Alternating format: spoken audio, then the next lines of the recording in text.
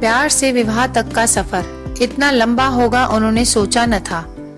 दो युवा दिलों ने दाम्पत्य जीवन के सपने संजोने शुरू कर दिए थे, लेकिन इंतजार की घड़ियां बढ़ती ही जा रही थी। मुझे गुमसुम और उदास देखकर माँ ने कहा, क्या बात है रति, तू इस तरह मुंह लटकाए क्यों बैठी है? कई दिन से मनोज का भी कोई फोन नहीं आया। दोनों ने आपस में झगड़ा कर लिया क्या? नहीं माँ, रोज रोज क्या बात करें। कितने दिनों से शादी की तैयारी कर रहे थे, सब व्यर्थ हो गई। यदि मनोज के दादाजी की मौत न हुई होती तो आज तेरी शादी को 15 दिन हो चुके होते। वह काफी बूढ़े थे, 13वीं के बाद शादी हो सकती थी, पर तेरे ससुराल वाले बड़े दकियानुसी विचारों के हैं। कहते हैं कि साये नहीं है। अब तो 5-6 महीने बाद ही शादी होगी। हमारी तो सब तैयारी व्यर्थ हो गई। शादी के कार्ड बट चुके थे, फंक्शन हॉल को, कैटरर्स को, सजावट करने वाले को और भी कई लोगों को एडवांस पेमेंट कर चुके थे। 6 महीने शादी सरकाने से अच्छा खासा नुकसान हो गया है। इसी बात से तो मनोज बहुत डिस्टर्ब है माँ, पर कुछ कह नहीं पाता। बेटा, हम भी कभी तुम्हारी उम्र के थे, तुम दोनों के एहसास को समझ सकते हैं, पर हम चाह कर भी कुछ नहीं कर सकते। मैंने तो तेरी सास से कहा भी था कि साये नहीं है तो क्या हुआ, अच्छे काम के लिए सब दिन शुभ होते हैं। अब हमें शादी कर देनी चाहिए। मेरा इतना कहना था कि वह तो भड़क गई और कहने लगी, आपके लिए सब दिन शुभ होते होंगे, पर हम तो सायों में भरोसा करते हैं। हमारा इकलौता बेटा है, हम अपनी तरफ से पुरानी मान्यताओं को अनदेखा कर मन में कोई वहम पैदा नहीं करना चाहते। रति सोचने लगी कि मम्मी इससे ज्यादा क्या कर सकती है और मैं भी क्या करूं। मम्मी को कैसे बताऊं कि मनोज क्या चाहता है। नर्सरी से इंटर तक हम दोनों साथ साथ पढ़े थे, किंतु दोस्ती इंटर में आने के बाद ही हुई थी। इंटर के बाद मनोज इंजीनियरिंग करने चला गया और मैंने बीएससी में दाखिला ले लिया था। कॉलेज अलग होने पर भी हम दोनों छुट्टियों में कुछ समय साथ बिताते थे। बीच में फोन पर बातचीत भी कर लेते थे, कंप्यूटर पर चैट हो जाती थी। एमएससी में आते ही मम्मी पापा ने शादी के लिए लड़का तलाशने की शुरुआत कर दी। मैंने कहा भी कि मम्मी एमएससी के बाद शादी करना, पर उनका कहना था कि तुम अपनी पढ़ाई जारी रखो, शादी कौन सी अभी हुई जा रही है, अच्छा लड़का मिलने में भी तो समय लगता है। शादी की चर्चा शुरू होते ही मनोज की छवि मेरी आंखों में तैर गई थी। यूं हम दोनों एक अच्छे मित्र थे, पर तब तक शादी करने के वादे हम दोनों ने एक दूसरे से नहीं किए थे। साथ मिलकर भविष्य के सपने भी नहीं देखे थे।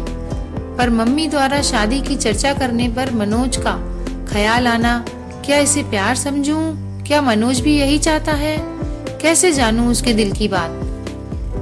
मुलाकात में मनोज से मम्मी द्वारा शादी की पेशकश के बारे में बताया तो वह बोला, इतनी जल्दी शादी कर लोगी? अभी तो तुम्हें 2 वर्ष एमएससी करने में ही लगेंगे। फिर कुछ सोचते हुए बोला था, सीधे सीधे बताओ, क्या मुझसे शादी करोगी? पर अभी मुझे सेटल होने में कम से कम 2-3 वर्ष लगेंगे। प्रसन्नता की एक लहर तन मन को छू गई थी। सच कहूं मनोज, जब मम्मी ने शादी की बात की तो एकदम से मुझे तुम याद आ गए। क्या यही प्यार है? मैं समझता हूँ यही प्यार है। देखो, जो बात अब तक नहीं कह सका था, तुम्हारी शादी की बात उठते ही मेरे मुंह पर आ गई और मैंने तुम्हें प्रपोज कर डाला। अब जब हम दोनों एक दूसरे से चाहत का इजहार कर ही चुके हैं, तो फिर इस विषय में गंभीरता से सोचना होगा। सोचना ही नहीं होगा रति, तुम्हें अपने मम्मी पापा को इस शादी के लिए मनाना भी होगा। क्या तुम्हारे घर वाले मान जाएंगे? देखो, अभी तो मेरा इंजीनियर का अंतिम साल है, मेरी कैट की कोचिंग भी चल रही है, उसकी भी परीक्षा देनी है। वैसे हो सकता है इस साल किसी अच्छी कंपनी में प्लेसमेंट मिल जाए, क्योंकि कॉलेज में बहुत सी कंपनियां आती हैं और जॉब ऑफर करती हैं। अच्छा ऑफर मिला तो मैं स्वीकार कर लूंगा और जैसे ही शादी की चर्चा शुरू होगी मैं तुम्हारे बारे में बता दूंगा। प्यार का अंकुर तो हमारे बीच पनप ही चुका था और हमारा यह प्यार अब जीवन साथी बनने के सपने भी देखने लगा था। अब इसका जिक्र अपने अपने घर में करना जरूरी हो गया था। मैंने मम्मी को मनोज के बारे में बताया तो वह बोली, वह अपनी जाति का नहीं है, यह कैसे हो सकता है? तेरे पापा तो बिल्कुल नहीं मानेंगे। क्या मनोज के माता पिता तैयार हैं? अभी तो इस बारे में उसके घर वाले कुछ नहीं जानते। फाइनल परीक्षा होने तक मनोज को किसी अच्छी कंपनी में जॉब का ऑफर मिल जाएगा और रिजल्ट आते ही वह कंपनी ज्वाइन कर लेगा। उसके बाद वह अपने मम्मी पापा से बात करेगा। क्या जरूरी है कि वह मान ही जाएंगे? मम्मी, मुझे पहले आपकी इजाजत चाहिए। यह फैसला मैं अकेले कैसे ले सकती हूँ? तुम्हारे पापा से बात करनी होगी। उनसे बात करने के लिए मुझे हिम्मत जुटानी होगी। यदि पापा तैयार नहीं हुए तो तुम क्या करोगी? करना क्या है मम्मी, शादी होगी तो आपके आशीर्वाद से ही होगी, वरना नहीं होगी।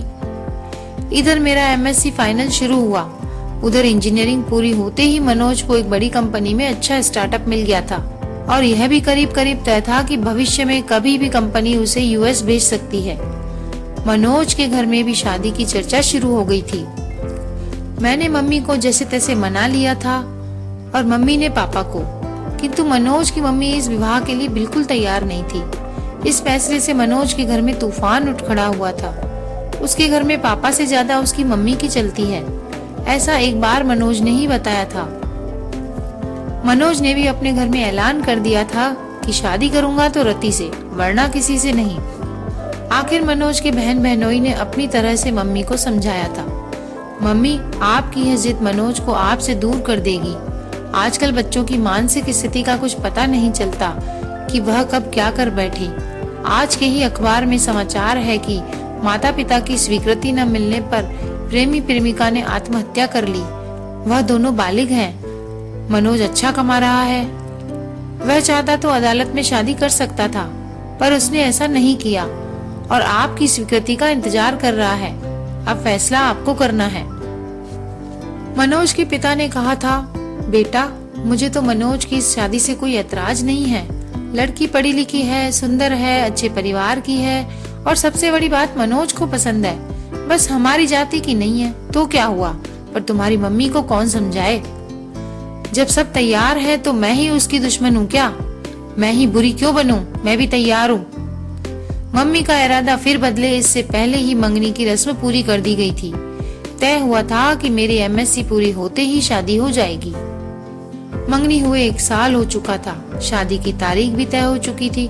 मनोज के बाबा की मौत न हुई होती तो हम दोनों अब तक हनीमून मनाकर कुल्लू मनाली शिमला से लौट चुके होते और 3 महीने बाद मैं भी मनोज के साथ अमेरिका चली जाती। पर अब 6-7 महीने तक साए नहीं है, अतः शादी अब तभी होगी, ऐसा मनोज की मम्मी ने कहा है। पर मनोज शादी के टलने से खुश नहीं है। इसके लिए अपने घर में उसे खुद ही बात करनी होगी। हाँ, यदि मेरे घर से कोई रुकावट होती तो मैं उसे दूर करने का प्रयास करती, पर मैं क्या करूं?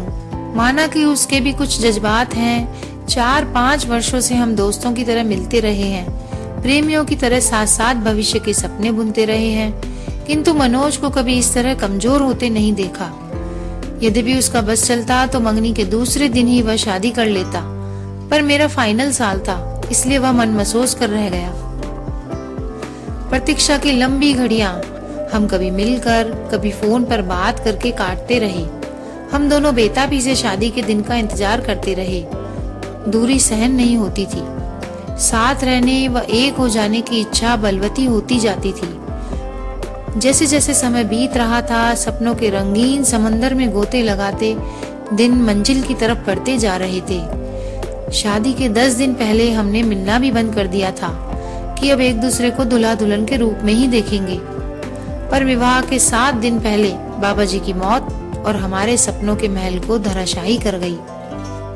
बाबा जी की मौत का समाचार मुझे मनोज ने ही दिया था और कहा था बाबा जी को भी अभी ही जाना था। हमारे बीच फिर अंतहीन मरुस्थल का विस्तार है। लगता है अब अकेले ही अमेरिका जाना पड़ेगा। तुमसे मिलन तो मृत तृष्णा बन गया है। 13वीं के बाद हम दोनों गार्डन में मिले थे। वह बहुत भावुक हो रहा था। रति, तुमसे दूरी अब सहन नहीं होती। मन करता है तुम्हें लेकर अनजान जगह पर उड़ जाऊं, जहां हमारे बीच न समाज हो, न परंपराएं हो, न ये रीति रिवाज हो। 2 प्रेमियों के मिलन में समाज के कायदे कानून की इतनी ऊंची बाड़ खड़ी कर रखी है कि उनकी सब्र की सीमा ही समाप्त हो जाए। चलो रति, हम कहीं भाग चले। मैं तुम्हारा निकट सानिध्य चाहता हूँ। इतना बड़ा शहर है, चलो किसी होटल में कुछ घंटे साथ बिताते हैं। जो हाल मनोज का था वही मेरा भी था। एक मन कहता था कि अपनी खींची लक्ष्मण रेखा को अब मिटा दे, किंतु दूसरा मन संस्कारों की पिन चुभो देता कि बिना विवाह यह सब ठीक नहीं। वैसे भी एक बार मनोज की इच्छा पूरी कर दी तो यह चाह कर फिर बार बार सिर उठाएगी। नहीं, यह ठीक नहीं। क्या ठीक नहीं रति? क्या तुमको मुझ पर विश्वास नहीं? पति पत्नी तो हमें बनना ही है। मेरा मन आज जिद पर आया है। मैं भटक सकता हूँ रति, मुझे संभाल लो। गार्डन के एकांत झुटपुटे में उसने बाहों में भरकर बेतहाशा चूमना शुरू कर दिया था। मैंने भी आज उसे ये छूट दे दी थी ताकि उसका आवेग कुछ शांत हो, किंतु मनोज की गहरी गहरी सांसें और अधिक समा जाने की चाह मुझे भी बहकाए, उससे पूर्व ही मैं उठ खड़ी हुई। अपने को संभालो मनोज, यह भी कोई जगह है बहकने की? मैं भी कोई पत्थर नहीं, इंसान हूँ। कुछ दिन अपने को और संभालो। इतने दिन से अपने को संभाल ही तो रहा हूँ। जो तुम चाह रहे हो वह हमारी समस्या का समाधान तो नहीं है। स्थायी समाधान के लिए अब हाथ पैर मारने होंगे। चलो, अब बहुत जोर से भूख लगी है, एक गर्मा गर्म कॉफी के साथ कुछ खिला दो, फिर इस बारे में कुछ मिलकर सोचते हैं। रेस्टोरेंट में बैरे को ऑर्डर देने के बाद मैंने ही बात शुरू की। मनोज, तुम्हें अब एक ही काम करना है, किसी तरह अपने माता पिता को जल्दी शादी के लिए तैयार करना है, जो बहुत मुश्किल नहीं। आखिर वे हमारे शुभचिंतक हैं। तुमने उनसे एक बार भी कहा कि शादी इतने दिन के लिए न टाल कर अभी कर दें? नहीं, यह तो नहीं कहा। तो अब कह दो। कुछ पुराना छोड़ने और नए को अपनाने में हर एक को कुछ हिचक होती है। अपनी इंटरकास्ट मैरिज के लिए आखिर वह तैयार हो गए ना। तुम देखना, बिना सायों की शादी करने को भी वह जरूर मान जाएंगे। मनोज के चेहरे पर खुशी की एक लहर दौड़ गई थी। तुम ठीक कह रही हो रति, यह बात मेरे ध्यान में क्यों नहीं आई? खाने के बाद तुम्हें घर पर छोड़ देता हूँ। कोर्ट मैरिज की डेट भी तो पास आ गई है, उसे भी आगे नहीं बढ़ाने दूंगा। ठीक है, अब मैरिज वाले दिन कोर्ट में ही मिलेंगे। मेरे आज के व्यवहार से डर गई क्या? इस बीच फोन करने की इजाजत तो है या वह भी नहीं है? चलो, फोन करने की इजाजत दे देते हैं। रजिस्ट्रार के ऑफिस में मैरिज की फॉर्मेलिटी पूरी होने के बाद हम दोनों अपने परिवार के साथ बाहर आ गए तो मनोज के जीजाजी ने कहा, मनोज, अब तुम दोनों की शादी पर कानून की मोहर लग गई है। रति अब तुम्हारी हुई। ए जमाई बाबू, ये इंडिया है, वह तो वीजा के लिए यह सब करना पड़ा है, वरना ऐसे हम शादी नहीं मानते। हमारे घर की बहू तो रति विवाह संस्कार के बाद ही बनेगी, मेरी मम्मी ने कहा। वह तो मजाक की बात थी मम्मी। अब आप लोग घर चलें, मैं तो इन दोनों से पार्टी लेकर ही आऊंगा। होटल में खाने का ऑर्डर देने के बाद मनोज ने अपने जीजाजी से पूछा, जीजाजी, मम्मी तक हमारी फरियाद अभी पहुंची या नहीं? साले साहब, क्यों चिंता करते हो, हम दोनों हैं ना तुम्हारे साथ। अमेरिका आप दोनों साथ ही जाओगे। मैंने अभी बात नहीं की है, मैं आपकी इस कोर्ट मैरिज हो जाने का इंतजार कर रहा था। आगे मम्मी को मनाने की जिम्मेदारी आपकी बहन ने ली है। इससे भी बात नहीं बनी तो फिर मैं कमान संभालूंगा। हाँ भैया, मैं मम्मी को समझाने की पूरी कोशिश करूंगी। हाँ, तू कोशिश कर ले, न माने तो मेरा नाम लेकर कह देना। आप अब शादी करो या न करो, भैया भाभी को साथ लेकर ही जाएंगे। वाह भैया, आज तो तुम सचमुच बड़े हो गए हो। आफ्टर ऑल अब मैं एक पत्नी का पति हो गया हूँ। ओके भैया, अब हम लोग चलेंगे। आप लोगों का क्या प्रोग्राम है? कुछ देर घूम घाम कर पहले रति को उसके घर छोड़ूंगा, फिर अपने घर जाऊंगा।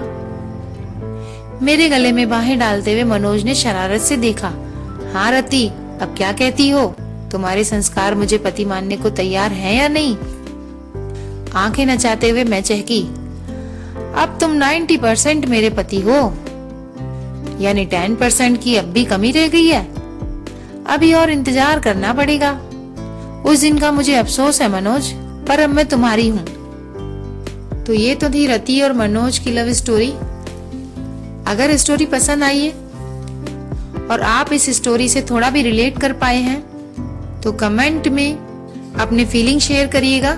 ऐसी ही और स्टोरीज के लिए चैनल को सब्सक्राइब करिए, लाइक करिए। फिर मिलेंगे दोस्तों।